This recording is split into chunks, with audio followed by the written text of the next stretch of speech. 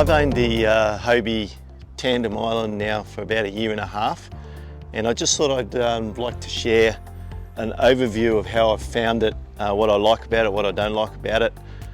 I guess, of course, I've watched a lot of videos from a lot of people, and I've really appreciated those comments, so I thought I would do something similar and see if people agree or disagree.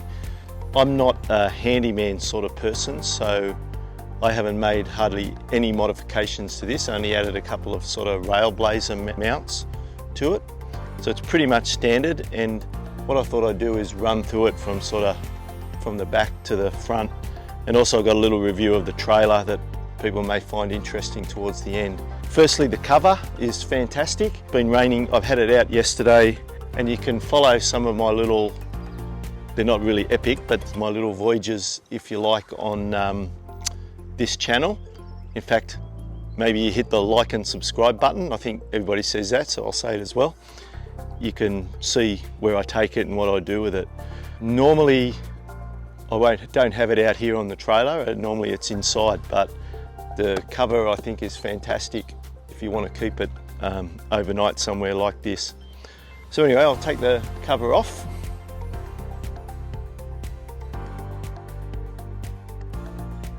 Firstly, I'll start with, say, the rudder here. The rudder, I think, is normally really good. I'll figured out pretty early in the piece that you need to make sure it's cleated when you pull the rudder up or down, because if it's not cleated, sometimes you're fighting against it. The rudder's kicked up a little bit. These sort of lines here bother me a little bit, and this one here is actually not really taut. I've tried to muck around with them a little bit, but I would hate the idea of having to try and redo them all because it looks pretty complex inside the actual boat. But the other lines, I think, work really good. This bungee here has gone a bit slack, but normally by the time I strap anything in here, like a bag or an esky or something, normally it works quite well. Hatch space is really good. There's plenty of room to put, in fact I've pretty much figured out how to put most things that I need when I'm taking the boat somewhere inside the hull, which I think is really handy. That includes the paddles and even the pedals and the cover.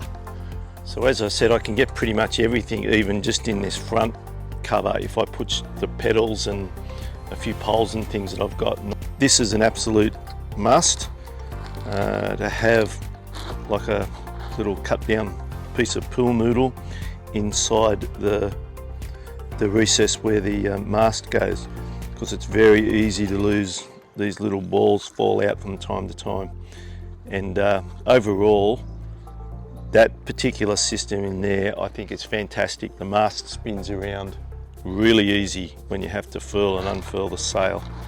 I will have the little cassettes in my Mirage drive holes there when I'm traveling, and also if I'm solo sailing, it's really good to have that in there so the water doesn't tend to splash up through that hole, through the cavity there. The armours and the anchors, I think this is all a pretty good system. I have busted the pin here once when we ran into an object, so this little pin here I have busted before, so I've got some spare ones there, but anyway, that system works quite well, right? And I was able to replace, because you carry the spare pin with you, I was able to replace that and keep going. The other pin that needs to be replaced from time to time, of course, is the rudder pin that fits down here, but I have never broken that one yet, touch wood. Here's my little Railblazer mounts also here that I've got either side. You can see some evidence in my videos how I use those with camera poles and bits and pieces. I found the drink holders, cup holders really handy, always got something in them, and always usually got something in the map pockets as well. Very handy to store extra lines too, rather than try and wrap them up somewhere. The Vantage seat, I've got a bag there on the back of this one, I found is possibly the most frustrating thing about the whole boat. If I manage to get them to insert properly, it's like a miracle, it's like luck. Most times I've been sailing, I haven't managed to click them in properly. They are attached with the clip, so I won't lose this actual seat, but they can move around a bit.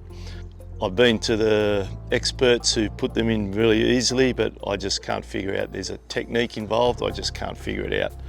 And so they're a source of some frustration.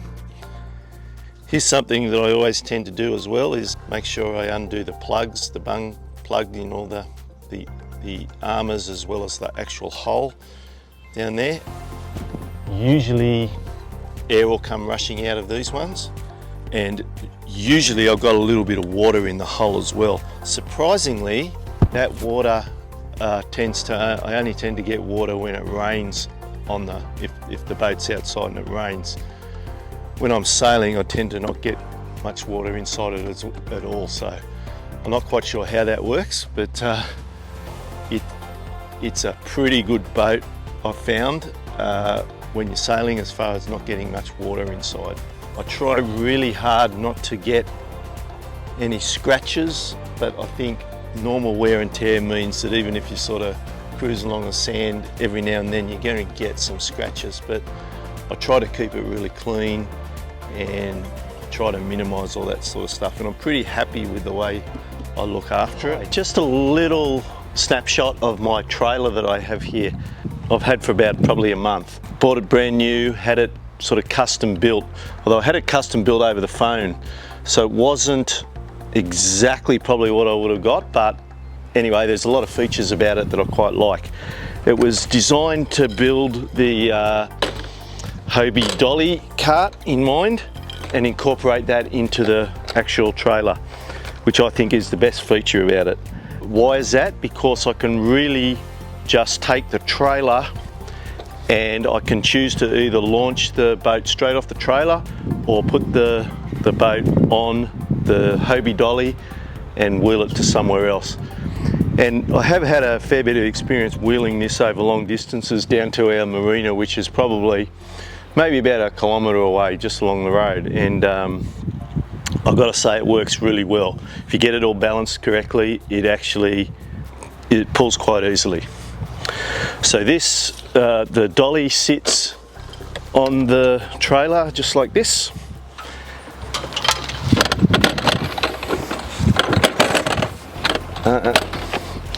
Nice and snug, and then I can pull the boat up onto the dolly, and I can even winch it. I've got a little winch there, and the armours sit on the cradles here and on the dolly, and the main boat sits on this channel here.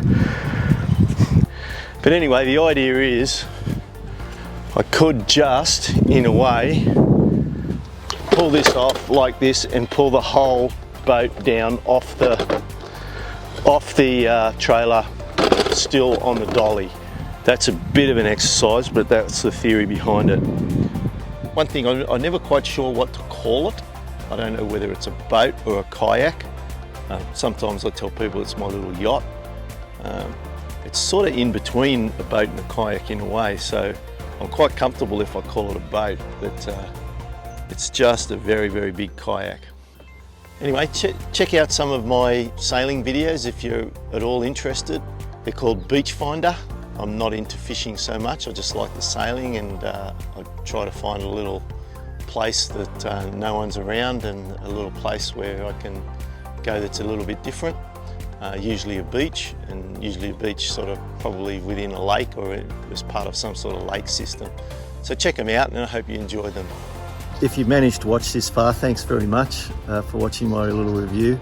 And if you're thinking of getting Hobie Island, Tandem Island or Adventure Island, which they don't make any longer, but I'm sure you could get them secondhand, you'll really love it.